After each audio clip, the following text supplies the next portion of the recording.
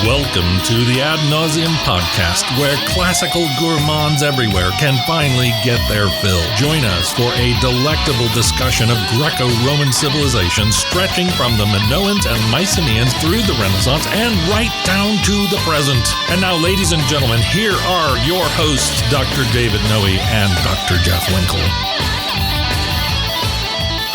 Welcome, Ad Nauseam listeners, to episode 164 of the Ad Nauseam podcast. As always, my name is Dr. David C. Noe. The C is for casserole. Casserole. You betcha. Is that what's on the menu for tonight? No. No? No. Do you like a good casserole? I do not like a good casserole. Yeah, that can be Slices of zucchini or those little yellow squash layered in with breadcrumbs and green beans. No, thank you. No, it's too much. I do like the word, though. It is a good word. Vaguely Italian, isn't it? Casserole. Casserole. There you go. Right. It's kind of sad then that your parents gave you as your middle name. That's right. So I'm here in the Vomitorium. This is Vomitorium South on a sunny, balmy October day. Yeah. In the basement of the RHB bookstore and coffee shop with my good friend and fabulous co-host. Oh, thank you. Dr. Jeffrey T. Winkle. What's the T stand for? Tremendous. All right. I'm just riding off that nice compliment you gave me. Yeah. Right. Yeah. How are you doing today, Jeff? I'm feeling great, man. You got to love this fall out there. You know, in Michigan. It's the summer that won't end. It's the summer that won't end. And people who live in Michigan, been to Michigan, know that the fall can be it's a roll of the dice. Yes, it can be a bear. It can be a bear. It can be rainy and cold. We could have snow on the ground. Yes, and we may next week still. Oh, is that right? I haven't heard about that. Well, I am going to soak it in while it's been so nice. Yep, so great. So I am feeling good. Good. I was telling you on the drive over here that professionally, I'm kind of in that mid-semester trough. You're in the true. I'm in the true. You got to get through the true. You got to get through the true to get to the end. That's right. So the students that were kind of past the midterms. Okay. They're exhausted. Are they phoning it in at this point? It's a little rough. Okay. Right. So at the end of the semester is still far enough away that they can't quite see the finish line. Right. So it's always a challenge. You got to persevere. This is what education is about. Of course, right, One thing that I've learned over the years, you probably know this. Yeah. Many people have the thinking that higher education and academic accomplishment is about brilliance. Yeah. No, it's not that at all. It's mostly a test of endurance. Right. I'm talking to some young folks who are thinking about getting a PhD. May say, I'd like to get my PhD. That's the way it's phrased. Get my PhD. Is that what they say? Very personal thing. Get my PhD. Mm-hmm. And they said, but I don't know if I have the talent. I said, talent? It's not about talent. Right. It's about perseverance. Exactly. What's the is it Thomas Edison, the dictum is that genius is 10% inspiration but 90% perspiration? Yes, that's right. I think that's another way of saying the same thing, right? It is. It's like who can stick it out till the end. That's correct. Yeah, very true. So there we go. So can I offer one Please. thing, right? So my family and I were anticipating the cold winter months coming. Sure. So we're already starting to think about spring break. And so I'm trying to get a jump on things and plan maybe a little trip for the family. But that's thoughtful of you. It is, but the problem is that everybody in the family has different ideas of what they want to do, right? So, like for instance, my wife is a big crafter. Okay. And she's getting to this weird. She's making like mosaic tiles, but she wants to use like unpolished gemstones, and she wants to polish them up. Get them in. She wants to polish them herself. Yes. And turn them into some kind of mosaic. Mosaic, right? She wants to get them in kind of their rough form. Okay. And so she wants to go to a place where we can find such, right? Okay. So I asked my boys. One of my sons says, "I don't care. Great, whatever, fine." He's not a crafter? Not a crafter. My second son, he loves like outdoor carnivals. So can we go to a place where we can go like to rides and tents and cotton candy, right? I can't see where this is going, but when we get there, boy. And then my third son said, "Well, okay. I'm not picky. I just love, he loves fast food. Okay. Just like side dishes you can get from fast food windows. Yeah. Right? And I'm the cheapskate. Okay. So I'm concerned about the cost of fuel. Of course. Right. Dad's got to pay the bills. So I'm getting all worked up, and my wife's doing some research, and she finally found a place where we can find all of these things. All of those things together to satisfy the whole family. Whole family. And I looked at it, and I finally gave in, and so I finally just said to her, I said, "Hey, take me down to the fair and fries city where the gas is cheap and the pearls are gritty." Wow. Come on, there's a lot of moving parts there. There's a lot of moving parts. I'm dizzy. Take me down to the fair and fries city where the gas is cheap. The gas is cheap and the pearls are gritty. Yes. Got it. So that is a Guns N' Roses song, Paradise City. Indeed. Is that right? Yes, off Appetite for Destruction. Yes. Wow. Oh, man. It hurts a little. Wow. Speaking of Cordregenda, yes. we got one of these this week. Oh, no, not another one. Yeah. It was sent to jeff@adnauseam.com. They didn't forget the V. And it was sent to... It was to Dave at Navseam. They, again, did not forget the V, right? Yes, and the subject heading was a Cordregendum : geometric series. Well, we don't talk about math on this show, No, do we don't. Actually, we do a bit. But Okay. a few years ago, someone pointed out to me that in my emails, I was not including subject headings for any of them. Really? I didn't know this was a thing.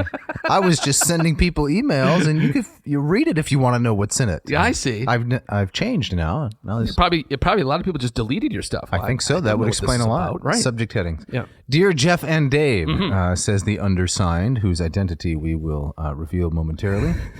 Dear Jeff and Dave, another stellar episode on H.I. Mahrou's History of Education. Oh, so this is starting out well. It's starting out great. Yeah. We could take more of that. I learned so much from it and laughed, chuckled, at Dave's Fonzie scheme joke. Oh, yes. That was great. We remember that? I do. I love it. All right. Yep. I am afraid, he says, you underestimated the number of marks you need to keep a Ponzi scheme going. Oh, here we go. Well, the answer is no, I didn't. But, the little ridiculous bit isn't supposed to take the entire episode. Right. So I had to move on. Right. He continues and he says, Dave described it as having, quote, geometric structure. Now, I'd like to point out, Jeff, the reason I said that is because, this is not only called a Ponzi scheme, it's also called... A pyramid scheme. Pyramid scheme. Yes. So I know it's not exactly geometric. Okay. Right? I was trying to suggest something pyramidal. Yes. Without giving it away. Of course. And that's why I said geometric structure. But whoever it is that wrote this little Cordregendum is not paying very close attention. You want to continue there? Yes. He goes on. He also gave an example of recruiting 2 fans at step 1, each recruiting 2 at step 2, and so on. If it were a geometric progression, after n steps, there would only be 2 n marks. He's already lost me. Yeah, just keep going. Okay. It's English. You can read it. All right. But in fact, it is an exponential progression. After n steps, their number is to the factor of n? 2 to the n. He put a little caret symbol in there, that you can find on the 6 key on your keyboard, that little caret symbol. Yes. Okay. 2 to the n. 2 to the n, right. And this is why a Fonzie scheme must fail. If there's a step every week, after 1 year, you require over 4.5 quadrillion Happy Days fans. That's by the ends. That Fonzie had his admirers, but come on. Yeah. So what kind of funny. Do we want to tell this guy to sit on it, Potsy? I think is that how you're feeling? Hey. So then here's what he says. Should we take the combs out of our back pockets and run them through our hair and look in the mirror? Yeah. Tap on the jukebox. That's right. Yep. Yours sincerely. Then he signs it Gil Witzfeld. It's a hyphenated last name. Yes, Witzfeld. Yes. WITZ-PHAILED. Witzfeld. Now, it sounds fishy. It sounds vaguely familiar. Yes. And I think the identity of this individual is actually one Will Fitzgerald. It's got to be. I think it's Will Fitzgerald. He thought he could fool us by substituting a Gil for Will. Right. But now, it'd be very embarrassing if there is really someone out there named Witzfeld. Yeah, exactly. But frankly, I didn't even need to see the pseudonym here. I mean, the tone kind of. The tone. Right. Yeah, this is the same guy with the history of infectious diseases that he can cite. That's right. Yeah. Just off the cuff. Impressive. Very. But hey, we got to get down to business right here. We're glad to be corrected from time to time. We are. Yes, thank you, Will. So what are we talking about today, Jeff? We are going back to one of our favorite wells that we like to tap into, and that is Ovid's Metamorphoses. And we're going to be looking at a couple more vignettes. Mm-hmm. So if you're new to the show, you might look back through the back catalog. We've had a couple of other episodes where we looked at some scenes from Ovid's Metamorphoses and read some hexameter and interpreted them. Yeah, that's right, Jeff. We've had a number of episodes from Ovid. The first one was number 59. That's the Power of Love. 2 Ovidian vignettes. That was Apollo and Daphne. Yep. Diana and Actaeon. Then we took a sentimental journey. And this was episode number 61, where we talked about Perseus and Atlas. Because, of course, turned to stone, right? Atlas was turned to stone by the head of Medusa. Yep. Perseus was carrying. And the death of Niobe. Mm-hmm. Remember, she and her Niobids were all turned to, they were all killed. Killed by Apollo and Artemis. Was turned to stone. Yep. That's episode 61. Or you could go to episode 81, No Meat Please, we're Pythagoreans. So this is Pythagoras in book 15 of the Metamorphoses. That's right, yeah. You could go to episode 82. We were on quite the Ovid kick, and that's What Do You Know? That Sounds- was about Deucalion and Pyrrha, right? That's correct. Yeah. And the flood in Ovid's Metamorphosis sounds like one that you came up with for the title. It does kind of. What do you know? That sounds like me. And the last time we dealt with Ovid was episode 123, Guilty as Charged. That was yours. No, I don't know. No. Arachne and Midas, right? That's Arachne right. and King Midas. So We have the conflicts. Wow, man, we've done more Ovid than even coming down here. Well, I this is remember. even Yep. leaving out Avid for Ovid, which Oh, was yeah. the one about his amores. That's right. And we did the one about Peter Bruegel. Wasn't it Peter Bruegel? Yeah, the painting. Yes, that's right. As a response to Daedalus Nicarus. That's correct. Yeah. And the really great painting of two thin guys eating a fat guy. That's right. Oh, yes. So if you have a taste for Ovid, as we do, you're invited to go back and listen to some of those episodes. Mm-hmm. The talent there was raw and unpolished, and I don't know how we would describe it now, but let's move on. Let's move on. So, Jeff, as Yep. we talk about these two Ovidian vignettes, we're going to Yes. be talking about the story of Io, Yep. changed into a heifer, Yep. and Argus, this is the individual designated to guard her, Right. and the god Mercury. Right. And then also with a focus on kind of the mournful response of Inachus, Yes. Io's father. That's right. Which is a key scene. Yes. And then after that, what's the second vignette? And then the second vignette is one of Callisto and Arcus. Right. Right. So Callisto was the object of Jupiter's unwanted attentions. Mm-hmm. She had a child named Arcus, and they have a very interesting destination. The end of their story is fascinating. Yes. And Io, too, the subject of Jupiter's unwanted attention. Yeah. This is a recurring theme throughout the Metamorphosis. Yes, it is. And we're going to rely a little bit on one famous scholar, Elaine Fantham. Her book from the Oxford Approaches to Classical Lit. It's entitled simply Ovid's Metamorphoses. And on the cover of it, you can see Is Bruegel's painting. the Bruegel painting. Nice. That's correct. Nice. And we'll also maybe tap in a little bit to our favorite Italian scholar of Latin Lit, Gian Biagio Conte. GB. That's right. All right. The guy can really bring the insight. Nice.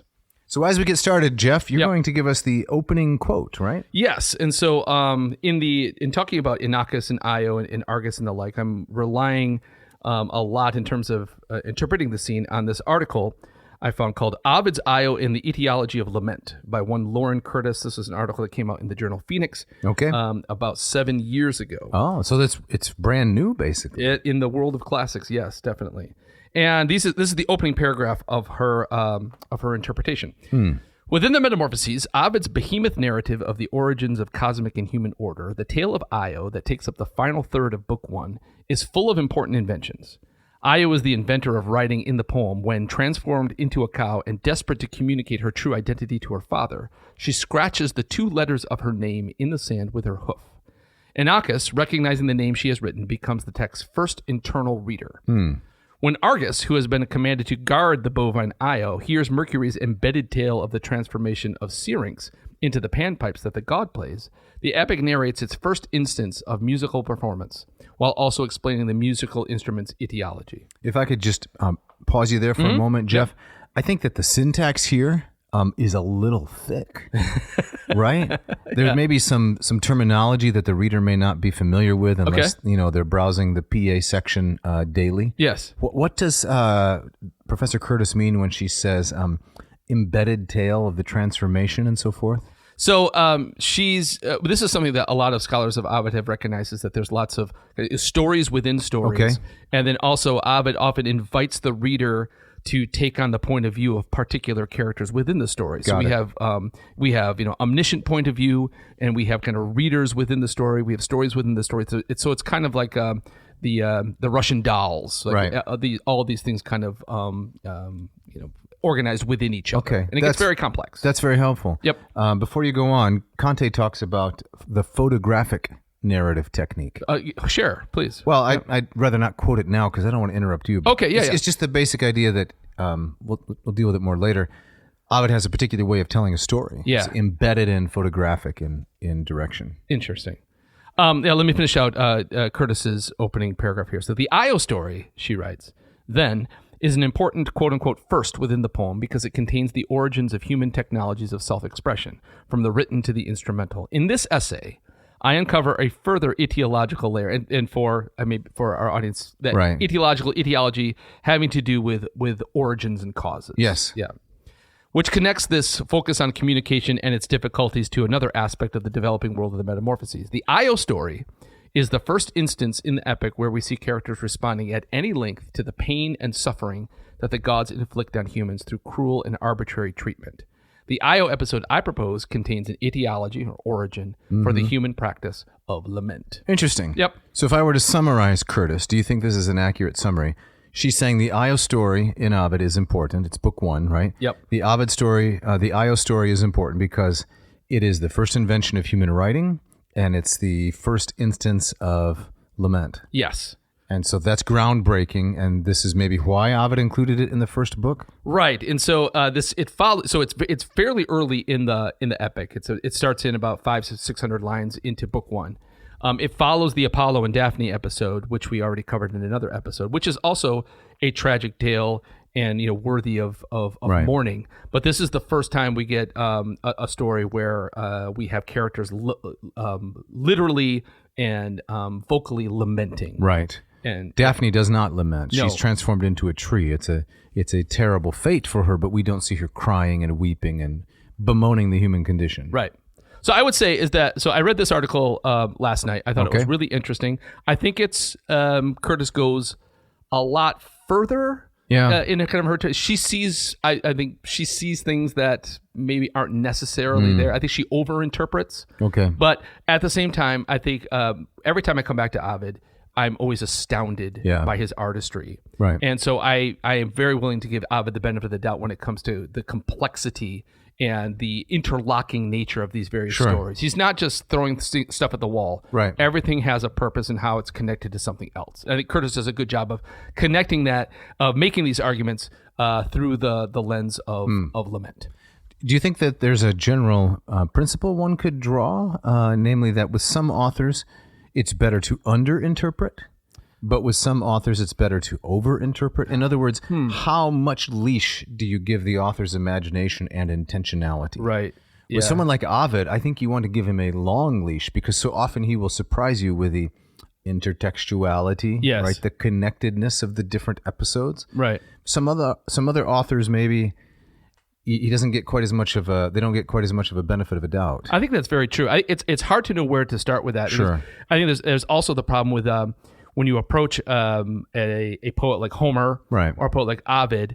I think the benchmark you begin with is that these are geniuses, right? And you kind of you widen the scope of your interpretation. Right. And maybe sometimes you give them because of their reputation a benefit of the doubt across the board, Right. where maybe a better, a more sober critical eye would produce maybe something a little bit more grounded. But, Sure. So it's like their reputation precedes them, and they're untouchable, and so maybe that you approach the text with kind of stars in your eyes. Yes. It's hard to know kind of where to draw that line. It does. I think that's very well said. It does seem to me that although it's hard to know where to draw the line, I think a sensitive critic might grant different authors different degrees of credibility, based whatever those are, based on the particulars of that author. Right, and I think the another and the worst approach is to approach something Right. where you've already kind of drawn your own conclusions. You have an axe to grind. Sure. Right. And then just find whatever's in the text to fit it. Exactly. And I don't think Curtis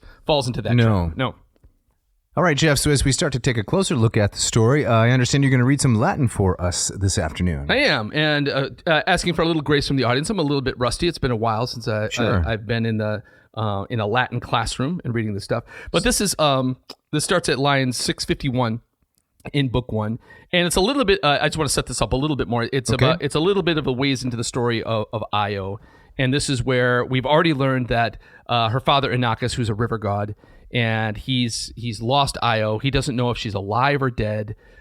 He's not even getting together with the other river gods who are already together mourning about Daphne, and he's at his wit's end. And then Io makes her way back to her father, but in the form of a cow. Okay. And she's trying to convince him that she is his daughter, licking his hand, and then finally she scratches her name I-O in the dirt, and that's when he realizes, and then these Latin lines are how he responds. So the segue, thank you for that setup, the segue that Ovid makes between the story of Apollo and Daphne and the story of Io and her father Inachus is that their fathers were both river gods, right? That's the connection. Exactly. Great, so we're going to hear you read from 651 then. Yep.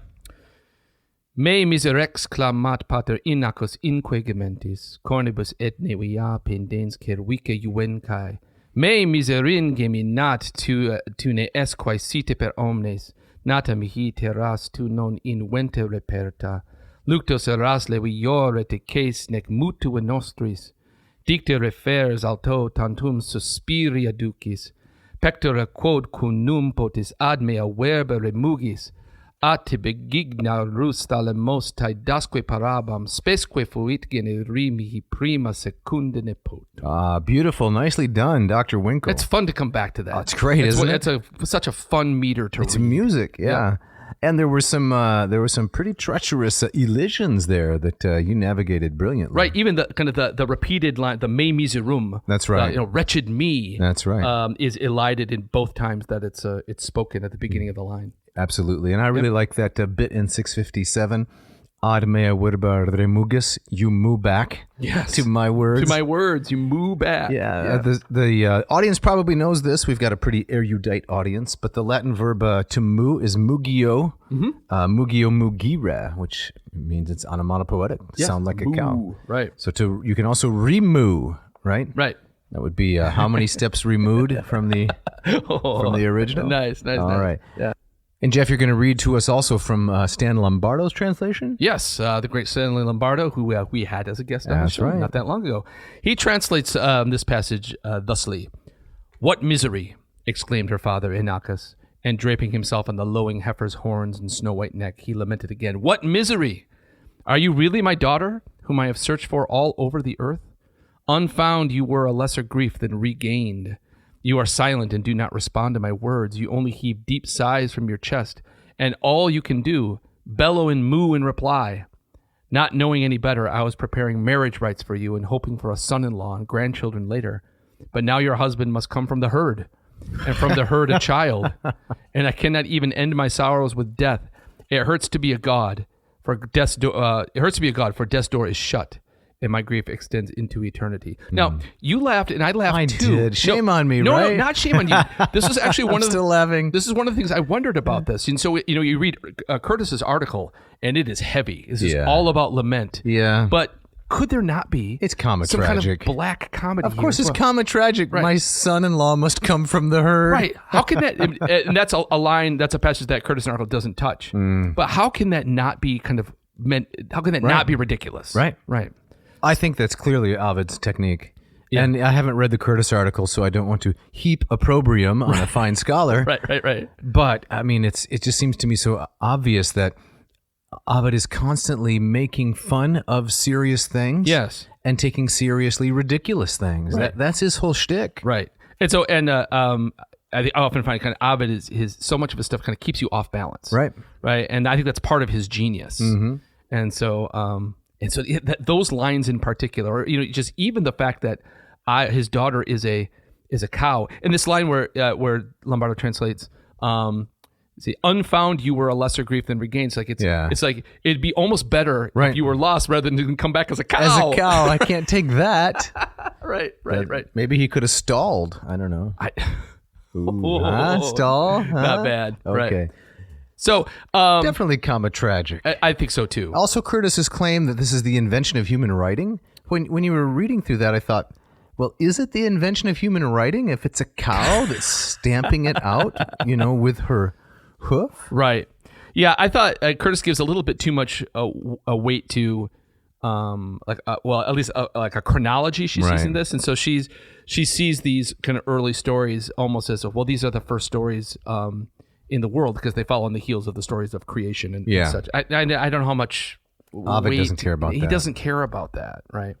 But at least in the poem, it's the first place that we see an attempt at writing in Greek, right? The scratching out on the ground. I thought so. Curtis makes her more salient and more interesting points is where she talks about some of the reversals that Ovid is at play here. Right. So one of the really striking points is that she makes is that me miserum, where you're Lombardo, what misery, or wretched me. Right. Exclamatory accusatives. Right. She shows by comparative evidence that is straight out of a kind of Roman funeral ritual. And a lot of the things that Inachus says and that he does are things that are in Roman culture would be much more in the mouths and in the hands and the actions of women. Right. And so already he's playing with things. So that even those words were not in Roman of the first century would not expect them to hear them primarily out of the mouth of a woman. Sure. And then she also kind of recognizes that Io's own name is a syllable or two syllables of lament. Eo is right. is a lament in and of itself. That's what I typically say. If I stub my toe against the leg on the couch. Yeah. Step on one of your kids' Legos. Yes. Eo. Right. So she says that there's a kind of wonderful irony in the fact that her name means to mourn, right? But she can't even speak, right? Well, that is a very astute observation, right? I like that a lot. And so instead of speaking it, she has to scratch it out in the dirt. Yeah. And she's very lucky that she had a very short name. That she's like 2 letters. Because my dad didn't name me Clytemnestra. Yeah, Thesmophoria Zusa.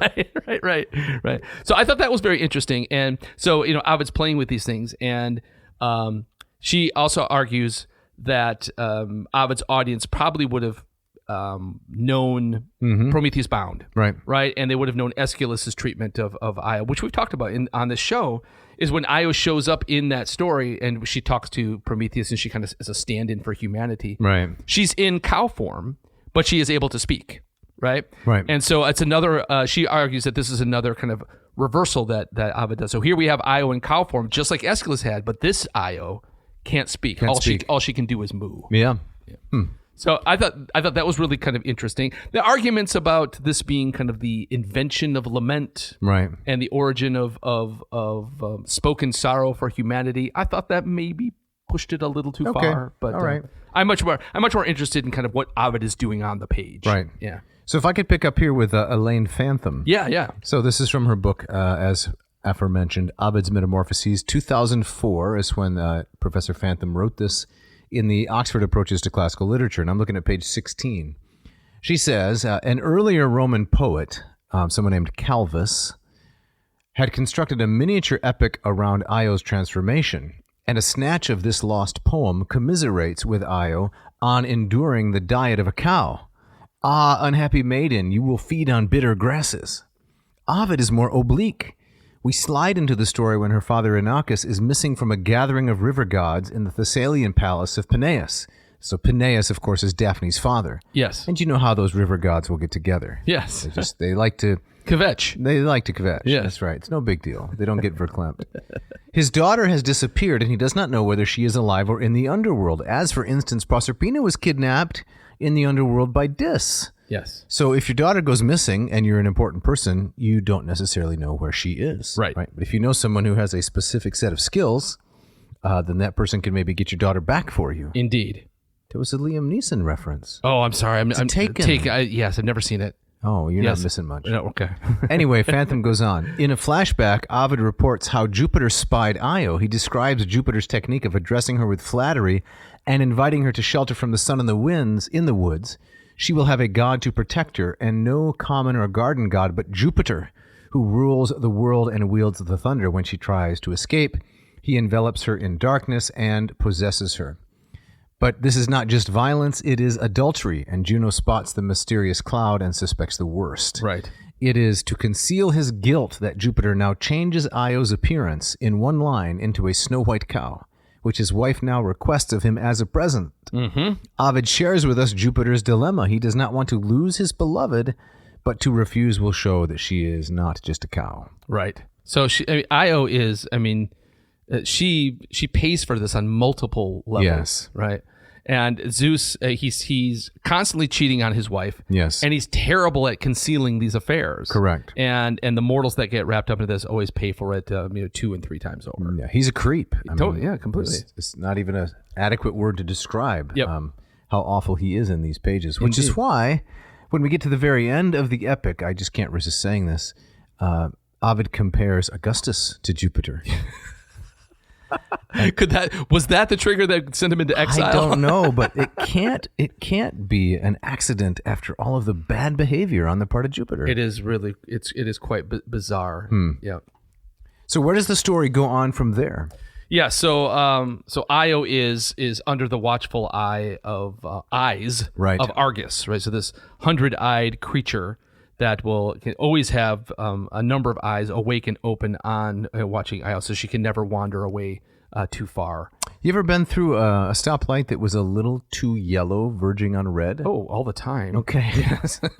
Did we do that on the way over here? I don't remember. No, I think we were law abiding. Okay. Yeah. You ever receive in the mail some weeks later a little notice of a citation? I've gotten where there's where you've been photographed. That's correct. That happens to be usually when I drive in Illinois. Yeah, Chicago has a number of those. Yes. Right. So where I'm going here with this is it's kind of like Argus. Yes. Right. The 100 eyes are always watching. You can't escape. Yes. Yes. Like that film with Will Smith and Gene Hackman, Enemy of the State. Another one I have not seen. It's amazing. I've had 2 pop culture references here to which you cannot relate, Johnny I can't. Pop. That's not. Those aren't my. I don't like those kinds of films. Oh, I see. So because you don't like them, they don't count. I didn't say they didn't count. It's just I'm pleading ignorance. That's all. Right. Right. Hey, shall I read a little bit from Lombardo? So we could just set this up, right? Yep. Argus is this chimeric creature, Right. with 100 eyes, and Jupiter tasks him to guard Io. Yes. From whom? Actually guard him to keep her from being changed back by Jupiter. Changed back into a human being, Right. or persecuted, or harassed. Right. So it's a way for her just to remain in this Okay. in this bovine prison. Right. It's bad. It's bad enough that she's been turned into a cow, but now she's kind of she's on a leash. Didn't Johnny Cash play there once? Where? Bovine prison. Well, that's a famous concert at Bovine. Yeah. So I'll read a little bit further down from Lombardo's translation. But heaven's ruler, that's Jupiter, could no longer endure Io's great suffering. He calls his son, whom the shining Pleiad bore, and orders him to deliver Argus to death. All right, so Jupiter finally decides he's going to release Io and get rid of this monster. It does not take long for Mercury to lace up his winged sandals, grab his somniferous wand, and put on his cap. His gear in order, the son of Jupiter makes the jump from heaven to earth, where he takes off his cap and sets aside his wings, keeping only his wand, which he used like a shepherd to drive a flock of goats rustled en route. Through the backcountry plain. Hold on a minute. Yes, right. He rustled some goats en route? Yeah. He stopped off with the Juji fruits? He did stop off for the Juji fruits, right. So he is sent on a mission from Jupiter to kill Argus and release Io. Yeah. And along the way, he thought, those goats need some rustling. Need some rustling, And yes. I've got the magic wand, so Right. I'm the man. Right. I mean, that's in keeping with Hermes from the Homeric hymn, right? On his Yes. first day, he does all these miraculous Incredible things. Right. But clearly attention deficit disorder. Yeah. Right. So he rustles these goats en route, and through the backcountry, playing a pipe as he went, Juno's guard was captivated by the strange music.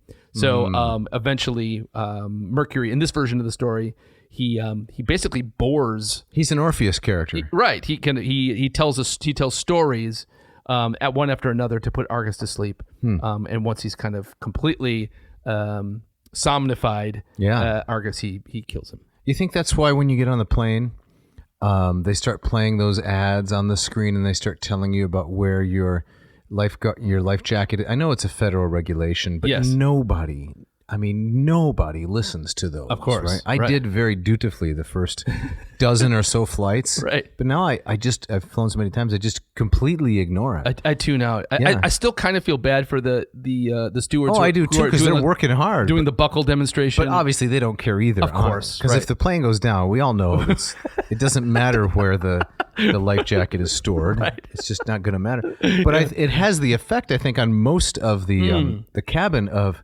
it's kind of, I don't know, mercurial, right? Right. It calms everybody down and they get into a kind of a satisfied lull. You're not fighting for the armrest with the person next to you, Yes. right? Or thinking about the peanuts. Yes, right, exactly. That just came to mind. Kind of lulls you, hypnotize you. Right. Like yeah. Mercury with Argus. Right. We need to move on to our next episode, but pretty soon. I wanted to close it out with, I thought Curtis had one more kind of really interesting observation.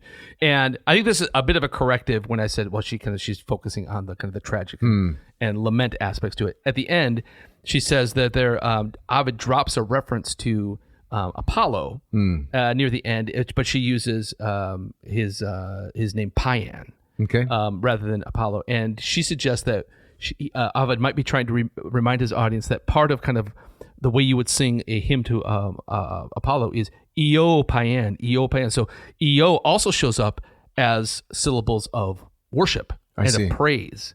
And so could that be Ovid also, again, kind of yanking the rug out? And so it sets it up as Io clearly is a figure of lament. Her name is a sound of lament. But then by dropping in Apollo's name, Paean, at the end, reminding his audience, well, her name is also one of celebration. Interesting. And I again, Ovid kind of jerking you back and forth. Doesn't she have a child, or doesn't she calve, I suppose? She gives birth. She right? does. And that takes us into the next story, because That's right. This young man is a friend of Phaethon, right? That's right. That's the right. sun god. So we've got Inachus, the dad. The river god has, heifer daughter, and then calf is born. So Yes. her story goes on in that sense, in that she gives birth.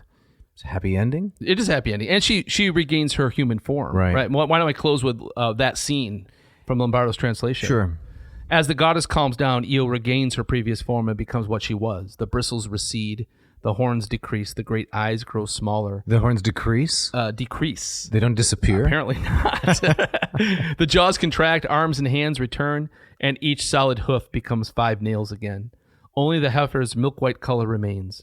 Happy to have her 2 legs back, Io stands erect now, and fearing her speech will come out as moos, she cautiously pronounces her neglected words. What a nice touch, though. Yeah, but it's comic. It is comic. Right? Ovid's trying to get us to laugh, Right. I think. So, and this also clearly, this passage had a tremendous influence on Apuleius. Yeah. And so the transformation of Lucius into the donkey in a book that he was also titled Metamorphoses. Right. And then Apuleius makes great comedy of Lucius trying to speak as a donkey, and it just comes out as, hee-haws. Yep. And here, Io attempting to lament, it only comes out as moos.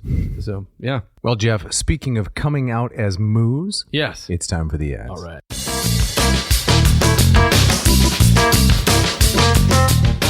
This episode of Ad Nauseam is brought to you by the good folks at Hackett Publishing, with offices in Indianapolis, Indiana, right in the heartland, and Cambridge, Massachusetts.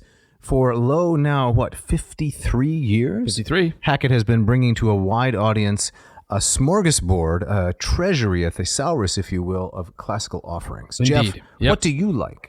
I love the affordability. I love the design of the books. I love the quality of the translation. So just for instance, the translation of Stanley Lombardo's Ovid Metamorphoses is the one that we're using in this episode, is published by Hackett. And it's an affordable, it's a beautiful, attractive volume. That's right. It looks great on your shelf. It looks great on your desk, and it reads so nicely. And we have a couple of them to give away. We do. Actually. So Excellent. if you want to send an email to dave@adnauseam.com, don't forget the V, and say, hey, I would like a copy of that Ovid Metamorphoses as translated by Stan Lombardo. I'll send it out to you. If we get several who are interested, well, then we may need to do some kind of a drawing. But Yeah. we have those, and we also have another translator from the same publisher, same work, and that is the Ambrose translation of Ovid. That's right. And that's indicative of what Hackett does.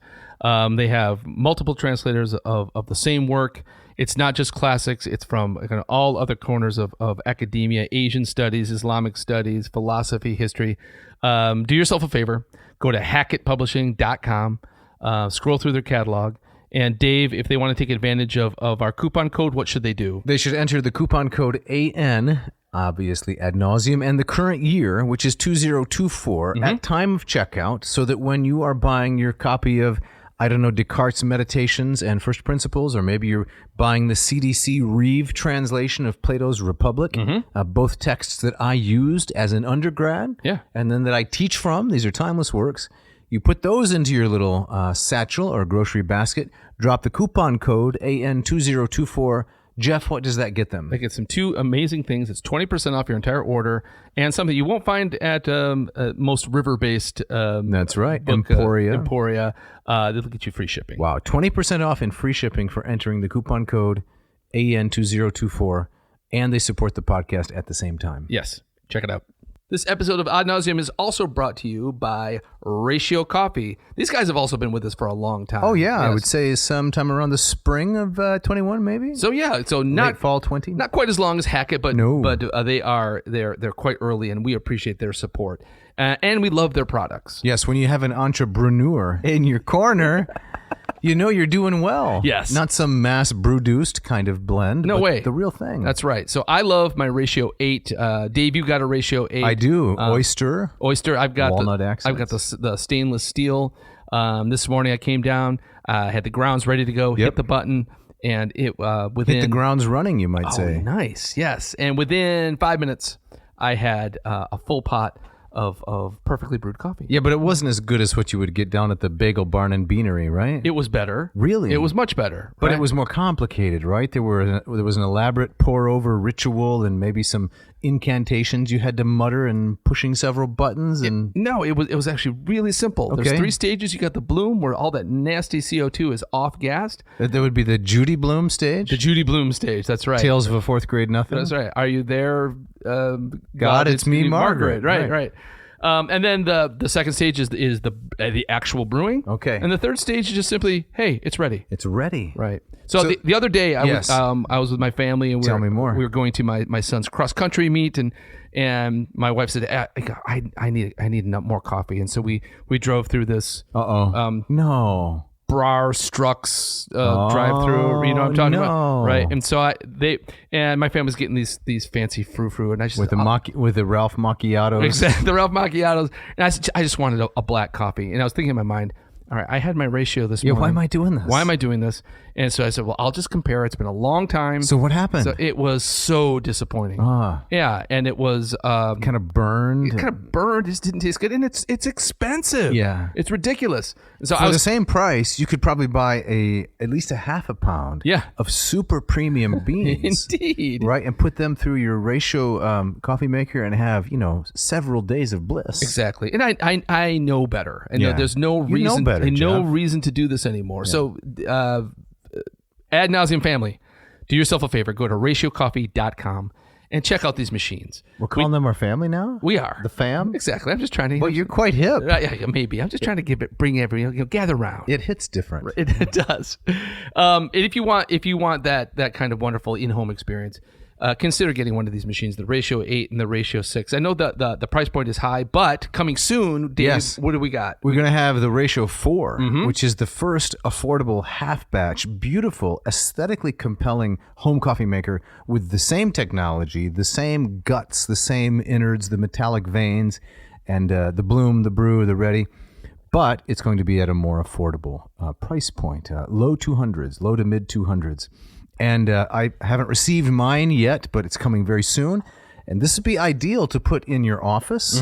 It's going to deliver somewhere between 5 and 20 ounces. We're going to give one away on the air to some lucky listener, and who happens to, I don't know, to win through some randomly selected end of this sentence that I'm having trouble finding. Jeff, take it away. Yeah. But I think it's going to be a perfect thing for listeners. If you're like Dave, who's the only person in your household who likes coffee or drinks coffee, right? That's right. And so if that applies to you, maybe something like the 4 would be perfect. And hang in there, stay tuned, right? And it'll soon become available. But we got some coupon codes. Yes, we do. Go to ratiocoffee.com, RATIO coffee.com. Find what you like, whether it's the 8, the 4, some accessories. And then for the month of October, Jeff, what's the code? The code is ANCOX5. And if you're going to ask me what the X stands for? What does X stand for? What is Xylophone. Xylophone, right? The go-to X word. Yeah, exactly. Right. Or Xerox. If you're listening to this in November, use this coupon code ANCO3R. The R, Dave, you got something for R? Do I have something for it? I have something? Yeah, do you have something? No, I don't. No, nothing. Okay, so ANCO3R, ANCOX5 for October, and Dave, that will get them, I believe. 15% off. You don't want to miss it. Check it out.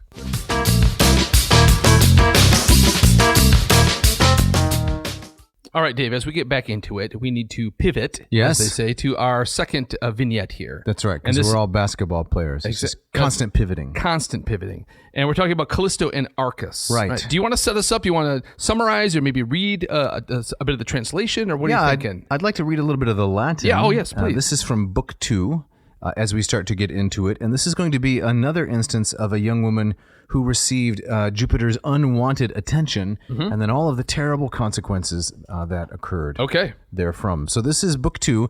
I'm going to read lines, 401 and following. It goes something like this. At pater omnipotens ingentia moenia caeli, circuit et ne quid labefactum virdibus ignis, corruat explorat quae postquam firma suique, roboris esse videt terras haminumque labordres, perspicit Arcadii tamen est in pensior illi. So stop right there, and we have the mention, of course, of Arcadia. Yes. Which is this place somewhere in the Peloponnese. Yeah, central Peloponnese. That's right. Stands in, eventually, it stands in for the notion of some kind of Elysian paradise. Right. You might say. Right. Yep. So, kind of untamed, wild, but kind of perfect nature. Yes. Yes. So we'll start out with the Klein translation, the A.S. Klein translation, and then we will pivot once more to the work of Stanley Lombardo. So Klein translates this portion like so. Now the all-powerful Father of the gods circuits the vast walls of heaven and examines them to check if anything has been loosened by the violent fires. So this is the fire that ripped through heaven when Phaethon brought the chariot of the sun too close. When he, that is Jupiter, sees they are as solid and robust as ever, he inspects the earth and the works of humankind. Arcadia, above all, is his greatest care. He restores her fountains and streams that are still hardly daring to flow, gives grass to the bare earth, leaves to the trees, and makes the scorched forests grow green again. Often, as he came and went, he would stop short at the sight of a girl from Inachus, feeling the fire take in the very marrow of his bones. She was not one to spin soft wool or play with her hair. A clasp fastened her tunic, and a white ribbon held back her loose tresses. So this, of course, is the character of Callisto, right? The translation ended there, and she catches Jupiter's eye. Right. I love it strikes me as comic is that the transition from the previous episode is Zeus is kind of coming out and he's checking the kind of the infrastructure. Right. I gotta make sure the walls are still standing and what kind of damage the fire has done. Yes. And then while he's doing that, then his eye wanders elsewhere. That's right. So the gods of Ovid, I think they are just like the gods of Homer, right? They're larger than life. They're worse than human beings morally. Right. Often. Other times they're better than human beings because they have to enforce the standards of justice that they themselves never follow. Yes. Or at least rarely follow. Yep. But you don't want to run into the path of one of these deities. No. Because they'll destroy you. Yeah. So very different than the monotheistic notions that Plato developed coming in between Homer and Ovid. Exactly. And the question in my myth class always comes up is the students will say, well, why would they worship these gods? Right. Or Zeus or Jupiter, he's the god of justice, but he's amongst the most unjust of gods. Yeah, he's lecherous. What do you say? How do you answer? The connection of kind of ancient Greek theology to their culture is full of these kinds of paradoxes. Right. And so I often say is that I was just talking about mystery cults in my class today, and about how the mystery cults, which attempt to kind of turn this idea around, it says, could there be a way to worship these gods which brings us together, and that they look out for the ordinary person, that there's some kind of supernatural benefit on the other side of death. Your regular garden variety Greek religion was more about kind of keeping these angry gods less angry. Right. And, at best, you want them to look in the other direction. That's right. Right. So you don't really want their attention. You don't want their attention. Right. So that's what you tend not to see. Greeks asking Zeus for blessings directly. Right. It's more like just please give your attention to the next city over the hill. Keep it cool. Keep it, right. Yeah. So I don't know if this answer would be any good. I'd like to hear your thoughts on it. But when I was, in the role similar to yours and teaching these myth classes, and students would ask me that question, why did they worship, such divinities that seem so immoral and corrupt? My standard answer was, well, because they were real. And you don't really have a choice. Yeah. They're real. And they're powerful. So if you don't worship them, the consequences are really severe.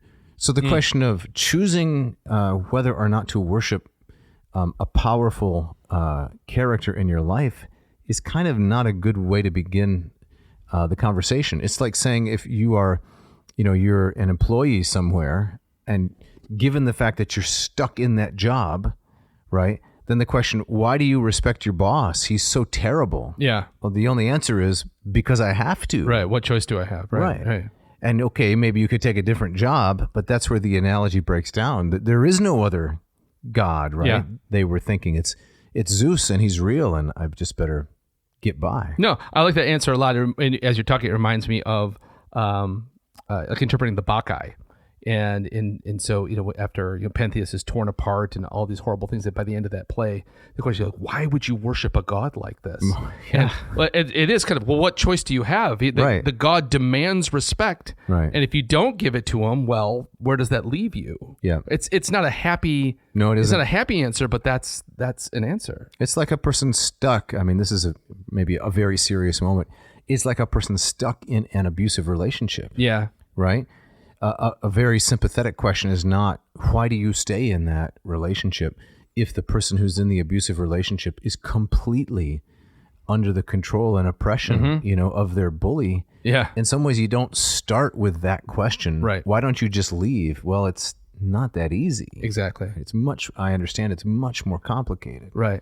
I mean, and speaking of more complicated, one of the things I find fascinating about ancient Greek culture is you did have figures like amongst the pre-Socratics who were kind of pushing back and saying, well, no, we don't need Zeus to explain the universe, and we can talk about earth, fire, and water. That's right. And so, I mean, the Greeks pushed back against this. Oh, they did from very early on. But I mean, the thread of kind of classic public Greek religion, right, it was very much about trying to appease these angry gods because you had no choice. That's correct. So you have Xenophanes, the pre-Socratic, who said, I think I mentioned it jokingly a few weeks ago, if donkeys and horses had gods, they would look like donkeys and horses. Right. He's making the point that the gods are just made in human image. Yes. And Socrates very plainly in the Euthyphro says, the gods are not moral. You can't try to establish right and wrong based on what the gods do because they're not consistent with their own behavior. Right. So, but that didn't become, I would say, in any sense regnant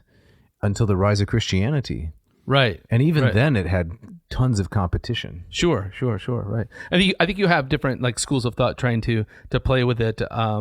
That you have the Epicureans kind of deciding that, well, the gods are real, but they don't really care about us. That's a nice solution. They're doing their own thing. You just kind of put them on the shelf. Yes. Right. Yeah. So that was an effort to show, well, the gods are not as immoral as they have been portrayed. Yeah. They're just indifferent. And so that would save us from the fear of religion because the gods don't care. Right. And so why should we? Right. Yeah. Most people didn't find that satisfactory. No, indeed. Yeah. Okay, Dave, so Jupiter sees Callisto, right? Desires her and possesses her. Mm-hmm. And what happens after that? Right. So now we fast forward, and here we're going to pick up a little bit with Lombardo. This is the bottom of page 47. And we have the appearance of Juno, or Hera. And it goes like this. The Thunderer's wife, that's of course Juno, had known all about this for a while now, but held her vengeance in check until the time was right. There was no reason now to wait any longer, for the boy Arcus had been born to her rival, and this in itself infuriated Juno. So to pause, obviously not only does Jupiter, conceive all of these philandering relationships with mortals, but they usually then, of course, have children by him. Right. Right, because he's virile. And then there's a great difficulty. What are you going to do with that? Right. Yep. So to go on there, until the time was right, there was no reason now to wait any longer, for the boy Arcus had been born to her rival, and this in itself infuriated Juno. When she turned her enraged attention to this, she said, "There was nothing else left, adulteress, than for you to become pregnant and highlight your insult to me by giving birth, publicizing my Jupiter's disgrace.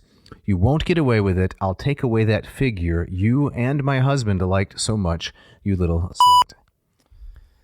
So strong words. Very strong words. But I want to know, I mean, people must be asking this, and the first time I encounter these stories, why doesn't Juno direct some of that anger toward her husband? Why not take it out on him? It's not Callisto's fault. She didn't solicit his attention. Right. And it's not her son Arcus. It's not his fault either. Right. So why do they get the brunt of this? I mean, it might be, and it goes back to maybe our short discussion on Greek religion. Like, what choice does she have? I mean, Jupiter outranks everybody, including his wife. And I think that, I mean, Yes, it does seem so, and I think it's supposed to seem so incredibly unjust. Right. A more famous story, of course, is how Juno or Hera takes out her rage on Heracles, right? Yes. On Hercules. He's innocent in this, Right. but the way that she gets back at her husband is by destroying these objects of his affection. Mm-hmm. Because not only, it's very well said, not only is Jupiter a bully and a louse to all of the women he preys on, but he is to his own wife. Yeah, indeed. So there's the scene in the Odyssey, right, where he basically shakes his fist at her and says, Hera, get in line or else. Right. Kind of like the old, threats in, was it the Honeymooners? Oh, yeah. To the moon, Alice. That's right. Yeah, exactly. Threatened to hit her. Yeah. So that's the setup for what happens next. So this is page 48. We're looking at book 2 of Ovid's Metamorphoses, and this is the Lombardo translation. Quote, she caught Callisto, this is Juno, by her hair and threw her face down in the dirt. And when the girl stretched out her arms in supplication, they began to bristle with rough black hair. Her hands curved into paws with sharp claws, and her face, once praised by Jove, became a broad, ugly grin. And so that she could not pray to the god or move him with entreaties, her power of speech was taken away, and only a low, menacing growl would come from her throat. So what do you think, Jeff, about Ovid's storytelling up to this point? Well, right away it reminds me of Io, right? Although I think the kind of the horror of it is amped up here. What makes it more horrific? Well, I think just bear versus cow. So I was going to say, if you have to be transformed into something, is it better to be transformed into some kind of cud-chewing ruminant than to be transformed into a carnivore? I think I'd rather be the bear. I would think most people would opt for the bear because, after all, I mean, the general conception is that a carnivore has more agency. Right. They eat rather than be eaten. Right. I think they're solitary figures. Right. Sorry to interrupt. They're solitary figures. They're out there on the range.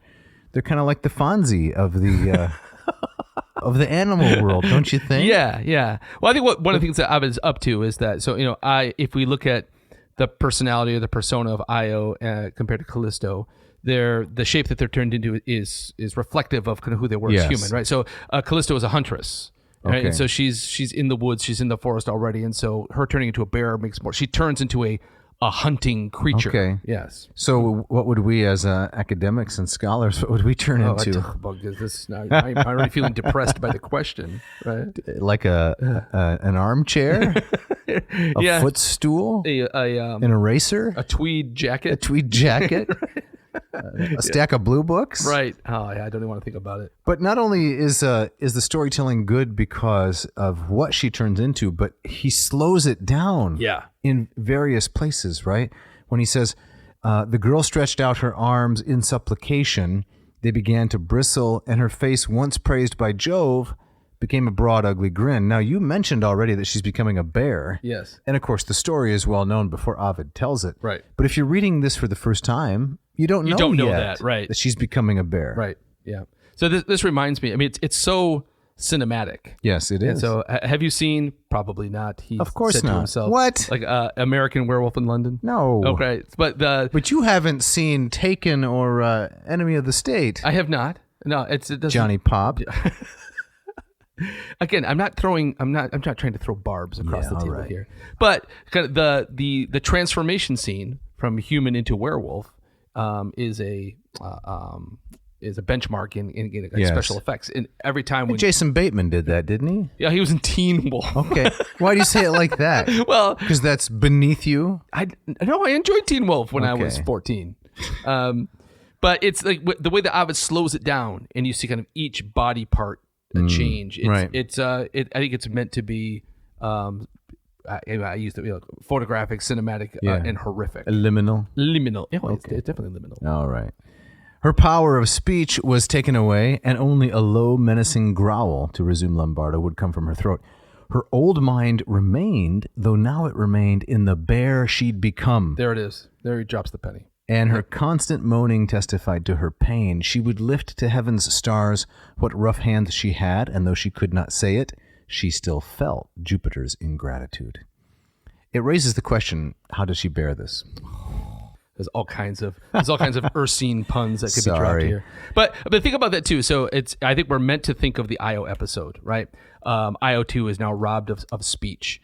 And unlike a bear, which can stand on its hind legs and put its paws up towards heaven, Right. Io as a cow is more grounded. And so I think Ovid wants us to think of the previous episode, but he also says, well, what can a bear do that a cow can't? And so her attempts to beg for mercy and to express her pain are very different, and they're more visceral. I'd like to continue. Yep. Well said. How often, afraid to sleep in the woods, she paced in front of her old home, trespassing in fields that once had been hers. How often was she driven over rocky ground by baying hounds? The huntress afraid of hunters. So there is the dramatic reversal, right? Yeah. The peripeteia of Aristotle's Poetics that you mentioned, right? Yes. It's fitting that she become a bear because she was previously the huntress. Right. Often she hid at the sight of wild animals, forgetting what she herself had become. And though she was a bear, she shuddered when she saw other bears on the mountain, and even feared wolves, although her father was one. I guess her father was Lycaon? Yeah, Lycaon. Yeah, That's right. Right. Yep. So you don't want to be a part of that family No. because something shaggy and carnivorous lies in your future. I mean, that's Teen Wolf, right? Lycaon. Okay. Right. Fair enough. Right? Now, do you know how the story ends? I don't. Would you read it for us? Well, this is Lycaon's grandson, Arcus. Ah. And Yes. this, of course, is the son of Callisto by Jupiter. And now Lycaon's grandson, Arcus, who knew nothing of his parents, had just turned 15. Teen Wolf. While he was out hunting, scouting the best spots, and enmeshing Arcadia's woods with his nets, he came upon his mother, who stopped in her tracks at the sight of Arcus. She seemed to recognize him. He shrank back from the gaze of those unmoving eyes, afraid without knowing why. Have you ever encountered some carnivore in the woods or at the zoo or any place like that? You don't go out in the woods much, I doubt. I've seen. I did my share of hiking out west and saw a black bear. You did? Yes. What happened when your gazes locked? Well, they were at a distance, Safe distance. and I was banging pots and pans just like the ranger told me. Right. To. Yeah. It's a lot to carry into the outback, isn't it? Well, I hike with a pan in each hand. Do you? You're a panhandler. Yes. Awkward pause there as something fell off the wall here in the vomitorium. Very strange. Yeah. That somebody's trying to get us out of here, I think. I guess so. All right. Afraid without knowing why, and as the bear started to advance, panting and eager, Arcus raised his sharp spear to pierce her breast. But the omnipotent stopped him, removing at once both of the principles and the crime from the scene. He whisked the pair up through the void in a whirlwind and set them in the sky as conjoined constellations. And then so we have the big and little bear. That's up there. right. Ursa Major and Ursa Minor. That's correct. So, well, it's a rare, maybe not rare, but a Deus ex machina ending. That is. Where Jupiter swoops in and prevents the son from killing the mother. Right. Now, why does he do that? Well, I think that True pity, true compassion, true mercy? Well, we were talking off mic about other stories from Ovid. One in particular that's really quite brutal, and you made the comment about how it stands out because it's so brutal. Yeah. And I think that in some ways this is Ovid giving a kind of a release valve to the audience, and I mean he tempts us. It reminds me of Abraham almost sacrificing Isaac, right? And then the God steps in and saves them both. So we were referencing the story of Aterius, Procne, and Philomela, if I'm not mistaken. We'll cover that sometime because Jeff's a fan of the horror genre. I love the horrors. And boy, this is a terribly grim story, but we're not covering it today. This story has a happy ending. It does. Of sorts, although transformed into a constellation. I mean, they get to be together forever. Yes. And neither kills the other. Right. So that's good, I suppose. I suppose it's better than matricide. Mm-hmm. It kind of reminds me of Cleobus and Biton, where they're kind of frozen in the moment of their glory. It reminds me also of Bacchus and Ariadne. Yeah. Where Bacchus spirits her away to become a constellation. Right. So yeah, I think maybe from an ancient point of view, it's they are preserved forever in this place of honor. And that's glorious. Yeah. We did promise, before we wrap up, Jeff, we did promise a little bit from our friend Conte. Yes. The Italian scholar of Latin literature. Right. What does GB have to say? So in his work, Latin Literature, a History, page 355, he describes the photographic narrative technique. He says like this: the way in which the world is seen as a spectacle, as marked by extraordinary, marvelous events, is matched by a narrative technique that, as already suggested, emphasizes the salient moments of those events and isolates the individual scenes in them by diminishing their dramatic movement and fixing them in their visual clarity. Mm-hmm. Noteworthy in this regard is the special emphasis on the visual perception of reality, which is particularly conspicuous in the description of the event that recurs most often in the poem Metamorphosis. Yes. I think we just saw a great example of Exactly. that with the transformation of Callisto. Conte goes on, this is generally characterized by traits of the marvelous and is presented, quote, before the eyes of a viewer.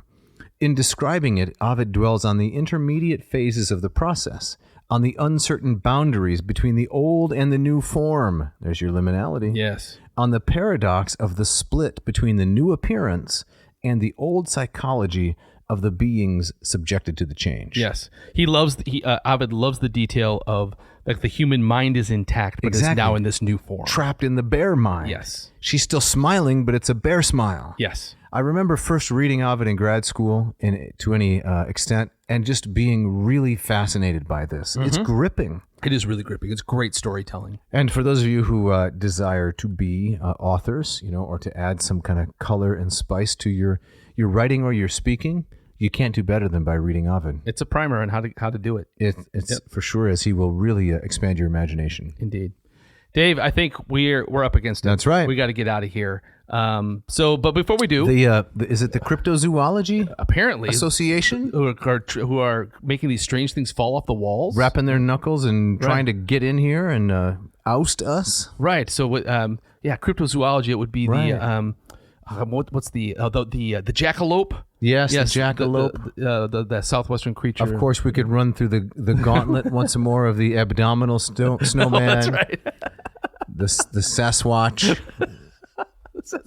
That's that hairy creature that wears the Swiss band. Swiss band, right? The already but not yeti. Yeah, that's right. So they're all ready they're all waiting to get in here. So, but before we go, Dave, I'm sure we have people in our audience who would love to learn how to read Latin in the dactylic hexameter, translate it, and maybe also in the Greek. What should they do? Well, I think the first thing they should do is go to my YouTube channel, which is youtube.com/Latin per diem.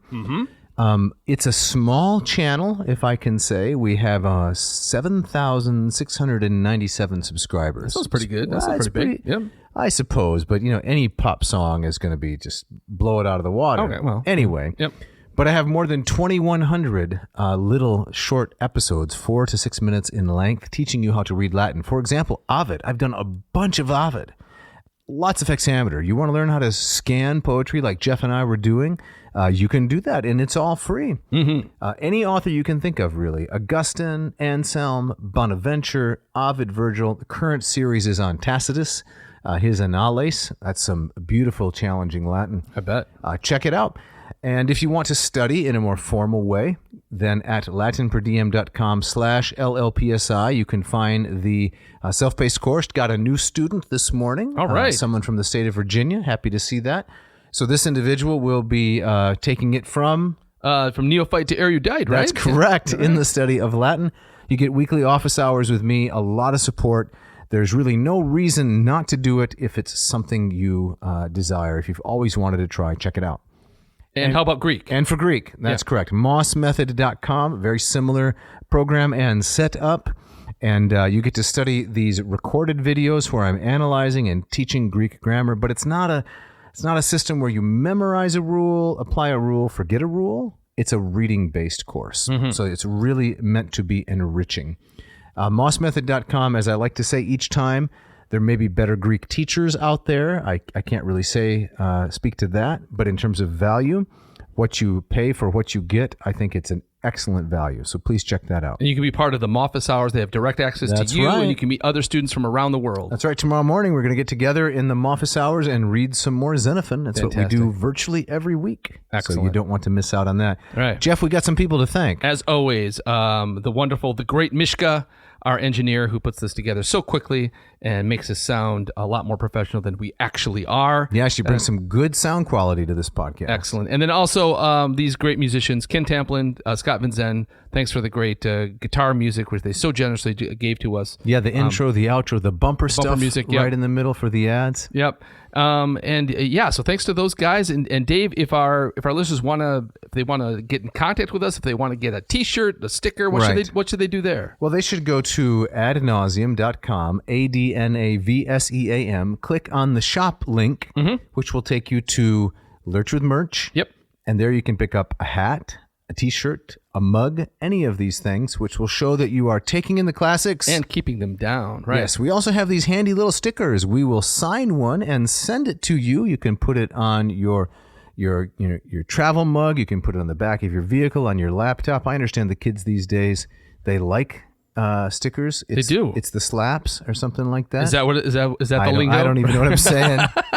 I have no idea what I'm saying. Yeah. But that's what they do. And you can go through your own little metamorphosis. You can transform yourself from someone who's dull, no offense, to someone who's really classically hip with one of these stickers. And they're affordable. Excellent. Right. And hey, if you want, if you want to get a shout out, if you want to correct us like Will. Yes. Or what's that fellow's name in Australia who lives rent free in my mind? Oh, that's right. Yeah. Let's not even talk about that guy. We're not going to mention Tom. No, we won't mention Tom. But hey, if you want to drop us a line, you got an idea for an episode, you want something clarified, you got a correction, we want to hear it. So you can write to Dave at adnauseam.com. Don't forget the V. Or Jeff at adnauseam.com. Don't forget there is a V in the word nauseam, ADNAVSEAM.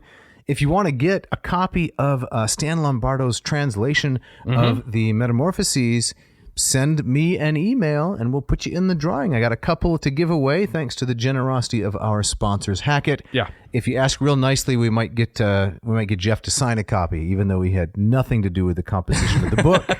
I'll sign it. That's right. His signature is worth gold. I might even draw a little cartoon in there. There you go. He's quite the cartoonist.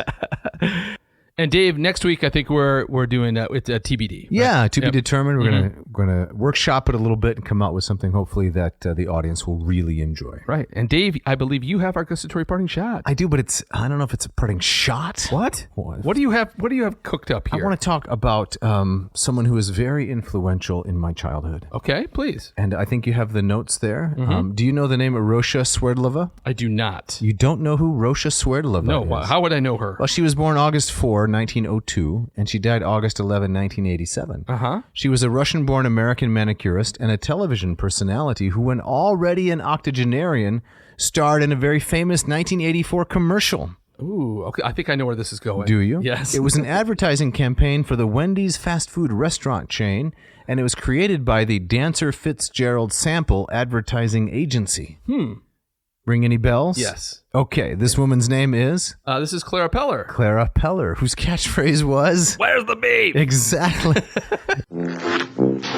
It certainly is a big bun. It's a very big bun. Big fluffy bun. It's a very big fluffy bun.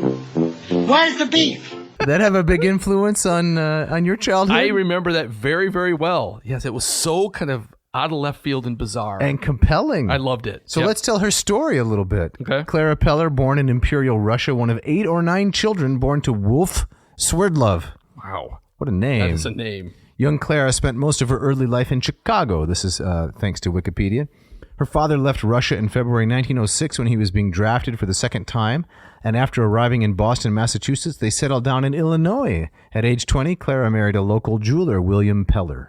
They had a son, Leslie, and a daughter, Marlene, but later divorced. She never remarried. She worked for 35 years as a manicurist at a Chicago beauty salon and later moved to the suburban North Shore area to be near her daughter, Marlene Nichelis. Pick it up there, Jeff. At age 80, Peller was hired as a temporary manicurist for a television commercial set in a Chicago barbershop. Impressed by her no-nonsense manners and unique voice, the agency later asked her to sign a contract as an actress for the agency. Can you imagine, Jeff?